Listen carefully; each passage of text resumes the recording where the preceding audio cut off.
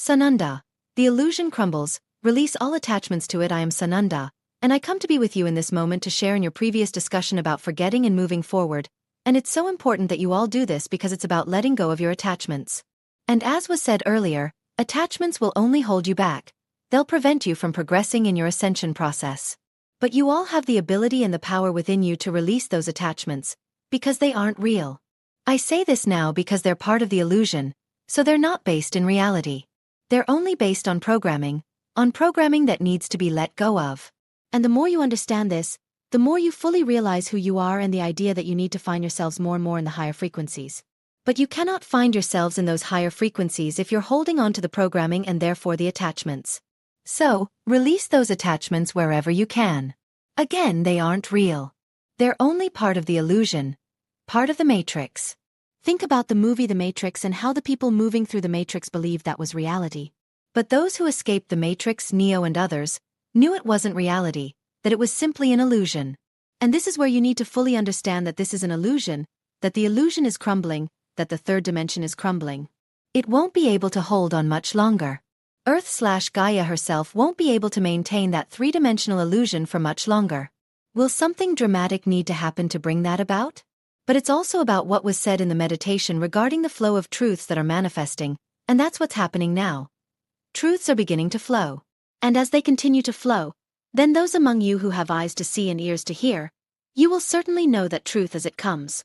But there are many others who haven't had those eyes to see, but now they do, and they will begin to see as well and to hear the truth. So be of good cheer, my friends, brothers and sisters. All is well, all is exactly as it needs to be. And one more thing. When I, Yeshua, thousands of years ago, said to my disciples, "Leave everything behind. Take nothing with you except what you can carry on your backs." That was the ideal of letting go of all attachments, because I knew that if they held on to those attachments, they wouldn't be able to find their ascension. So please, each one of you, pay attention to these words. Let go of the past. Forgive, forget, and move forward. Live in the present moment as much as you can. And know that the frequencies as they increase will help you to remain in those higher frequencies, to remain in the higher consciousness, and to let go of the old programming. Everyone works together to achieve this goal. Many different sources, everywhere, are working on this process to help Earth ascend. Not Earth itself, which will ascend anyway, but the people on Earth, to find their ascension. That's what this is about. That's why you came here. Yes, you are the ones who show the way. The time has come to show the way, first to yourselves and then to others. I am Sananda, and I leave you now in peace, love and oneness, and I wish for you to continue to believe in yourselves and to let go of everything that is not yours. Divine embodiment, dearest ones. Many of us have undergone profound personal transformation over the past year. An inner change that required a more enlightened consciousness to assist us in our new divine assignments and personal changes. That's why, as I often observe in sessions, there are access experiences during this important transition to help you evolve, modify internal structures, make DNA corrections, or assist you in specific ways in your planetary mission. The lunar eclipse in Virgo, together with the water energies of Pisces, will also play an important role for those who are purifying their bodies, reconnecting DNA and light bodies, and for those who are now immersed in integrating their new divine mission assignments, recovering wisdom about what to do/create/be next. In this insertion process, some of you are also integrating your monadic group consciousness. Although this process is rarer, it is also happening to some of you, where you will now move from acting individually to embodying more enlightened monadic essences/selves or parallel forms of group consciousness, moving towards a more unified state of being. This is necessary when the mission cannot be accomplished alone, and we need more support from our monad or divine self to continue in new ways. Welcoming this new incarnation, initial DNA corrections will begin, removing everything that can no longer coexist with the new wisdom we have integrated. We live in an unprecedented time, where many of us have removed obsolete inner structures, as the Saturn-Neptune conjunction reminded us. A process that involves timeline correction and dissolving false ones, before moving to the new chosen one, and especially, the necessary DNA activation/adjustments in our time codes and letters of fire, necessary to be able to align in consciousness, frequency, and physical space to our new destined space/place/timeline. Some of the required DNA corrections cannot be achieved with the level of consciousness we have now, and that's why we may temporarily embody what is often known as a walk-in experience, assisted by our future guides/selves in these corrections, so we can redimensionalize our DNA codes and adapt to our new timeline and new missions. Many of you are now decoding the new wisdom embodied in your walk-in experience or in other similar experiences you are having or have just had. A new mission assignment that requires your total commitment to always act in divine love, coherence, and integrity to integrate this new coding, because when there is no coherence, there is no incarnation, as the divine intelligence within us understands that we choose differently. Some of these walk-in experiences are temporary, as in my case last year, and they lower themselves into our current body and consciousness, into a more evolved aspect of who we are, which coexists so that we can achieve a role that our current self could not know alone. Changes occur in diet, changes in thoughts, feelings, tastes, and even in locations, because everything must be adapted to the new consciousness we embody. When the exchange ends, some aspects remain in your present self, new wisdom becomes embodied, and a new life is created, more harmonious and aligned with who you truly are. It all depends on what the whole needs to evolve and what creation required at that moment. Everything is perfectly orchestrated to support the whole in our transition to regaining awareness as a species and entering a new enlightened timeline. Every kind thought, emotion, and action brings us closer to our choice to become beings of light and love, sowing more love and assistance wherever we are assigned to be. Many distractions continue to divert us from our inner processes and our personal mission. May you always continue to be the beacon of light you are for all, beloved. In infinite love, Natalia Alba, Archangel Gianna, Mother Earth, seeing the beauty in everything. Greetings, Rob. Greetings to everyone. Yes, this is a joyous occasion. We are always happy when there is a revelation, a moment of illumination. You are absolutely right. You only see the beauty around you when you choose to see it, because it is present everywhere, at every moment, at all levels, in all realms. The creation of Mother Father One is beauty itself. It cannot be otherwise. Take your body as an example. We associate our body with the physical world and, somehow, with the non-spiritual world. No such thing exists. Our body in itself is a miracle. That is, what we could call an engineering miracle. The physical processes involved are complex machines, so to speak, but ultimately, they are animated alive through the power of creation. The energy of love animates everything, and that is an element of beauty in every moment. So you are absolutely right when you think that the whole world around you is full of opportunities to see beauty, but only if you choose to see it. If you go through life with your eyes closed, or at least with blinders on, so that you cannot see what lies beyond the surface images and circumstances, then you are missing the depth of the reality before you. It is only a superficial view, without considering the bigger picture. You often wonder how you will react with others in one situation or another, but if you find yourself in any situation, standing firm on the point, being present with the thought that you are that spiritual being, connected to the love of the all, but above all that the other you are interacting with is not different. They too are connected at every moment with all that is, they are not different from you. And in this sense, every interaction you have with what you see as another is simply an interaction with all that is, with Mother Father One, and ultimately with yourself, because you are part of that same source energy. From this perspective, what opportunity is there to see anything other than God before you? How can an experience be negative? So yes, beauty is all around you. Open yourself to it. Observe it. Choose to see it, because everything, all experiences are choices of what you choose to see, of what you choose to experience. Simply allow. Align yourself with the thought that you are divine, that you are part of that source energy, and so is everything else. And you are simply reconnecting, in all experiences, with that which cannot be disconnected. This is the true definition of being present. It means, indeed, recognizing at every moment who you are, but, just as importantly, who everyone else is, what everything else is. All of this is here for you, for your learning opportunity. This conversation today is proof that you are finding your way, that you are tearing down that veil that has hidden these truths from you for so long. But know that this veil was not placed by anyone on this side. It is your own construction, so you can tear it down at any moment you choose. Again, all of life is a choice. Does that answer your question? Rob? Well, for me, yes. Teammate? Yes, but I have a follow-up. Gianna? Certainly, please. Teammate? So, regarding tearing the veil, obviously our awareness is there, but we also have human experiences that help us learn and grow, so how can I transform that process of tearing the veil, while I'm learning from an experience I would consider more difficult right now, into something positive? I can see the beauty in it because I'm learning to be more at peace with it all, at the very least. But how do I? What's the word? I don't know if it's about tearing the veil more or being more present to my being to see the beauty in the situation, so that it then dissolves on its own. Is that how it works? AAG. Consider what the veil is. It is a barrier that hides from you what lies behind the surface. So what you are observing in front of you is simply a projection onto that veil. So the first recognition of being present is that there is a veil and that what you are seeing is only a projection. So, understanding that there is a veil in every situation, just peek behind it. Look deeper. Ask yourself, regarding what I am experiencing now is just the surface, what is behind it? What does it mean? Why am I choosing to experience this? What should I be learning? And I'll give you a hint. More often than not, it's simply about recognizing who you are. The lesson in most cases, is simply, when you strip away everything else, all past experiences, all traumas and the negative effects of every situation, that ultimately, it shows you who you are, that you are, in fact, connected to the divine part of the divine. You are part of that source energy, and so is everything else. And as soon as you see all interactions from that perspective, then nothing like an attack or a negative circumstance can exist. It would be like God attacking itself. It simply doesn't happen. That is your own construction, your own mental overlay onto what you see projected on that veil. Again, look deeper. Look behind the veil, so to speak, or just tear it completely, so that you are aware at every moment of exactly what is happening. Does that make sense? Teammate. Yes, it does. So, tearing the veil means basically having the constant awareness that I am a divine being. Whatever I see in front of me, creation or not, will change. AAG.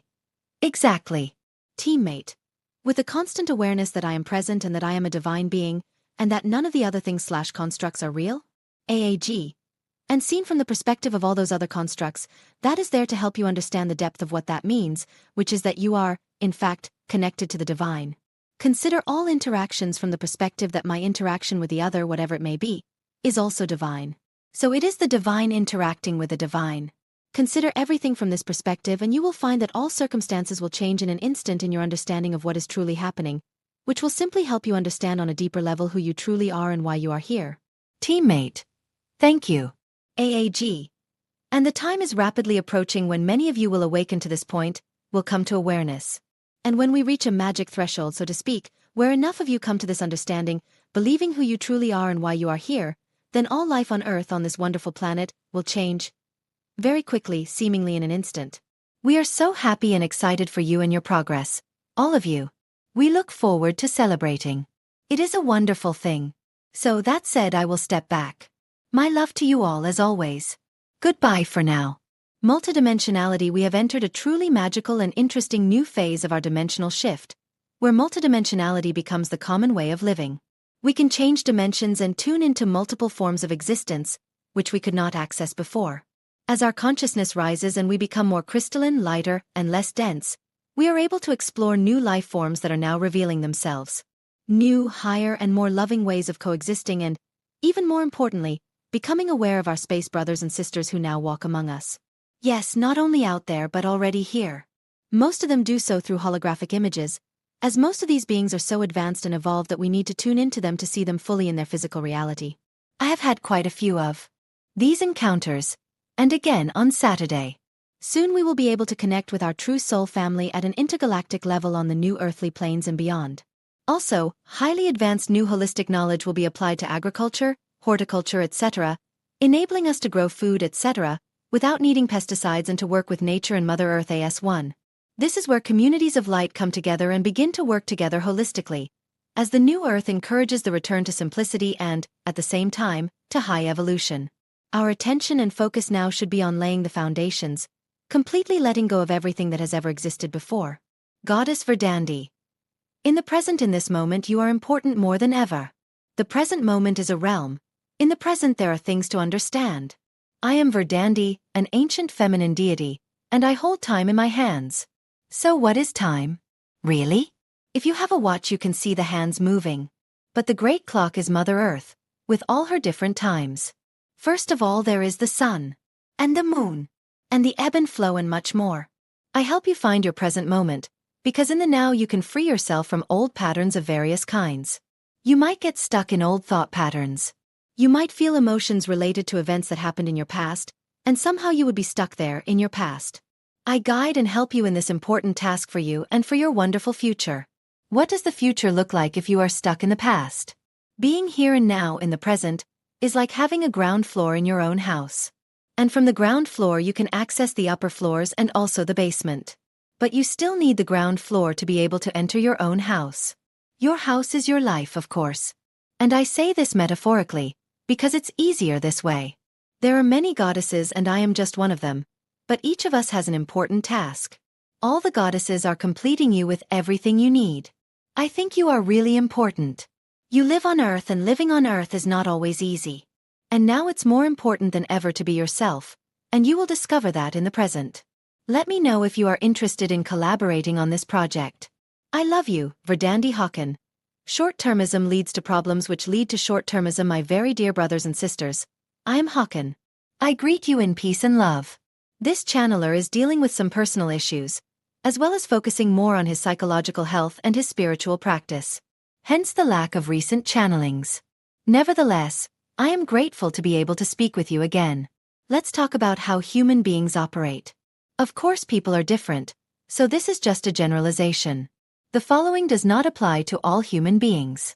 If people have their needs met, including psychological well-being, including rest, then they will automatically do things that help them develop, they will try new activities, they will research and listen to other perspectives, they will try different methods for doing existing activities, they will talk to new people, they will have necessary conversations even if difficult, they will engage in self-improvement, they will do things that are difficult now but good in the medium term, etc.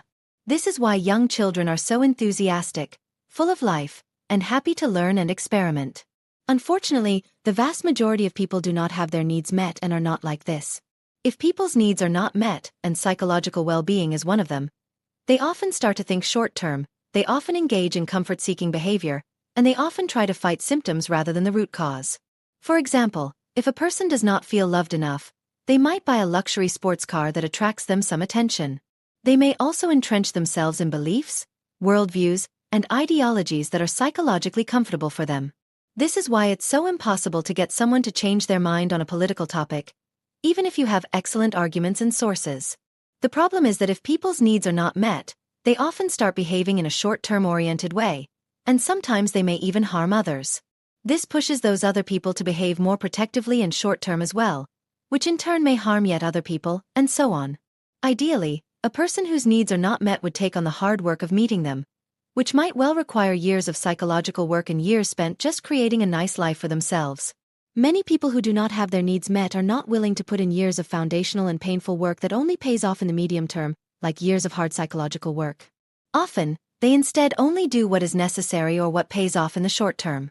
So in practice, what often happens is that people try to get people to be productive not by encouraging them to heal and get them into the state of internal motivation, but rather by imposing laws on them, pressuring them, and creating systems where they become homeless or jailed if they don't work or don't comply with laws. This is a less ideal system than a system that would give people the space to grow and develop. However, the work and obey, or your homeless/arrested, system more or less works, provided it doesn't put too much pressure on people.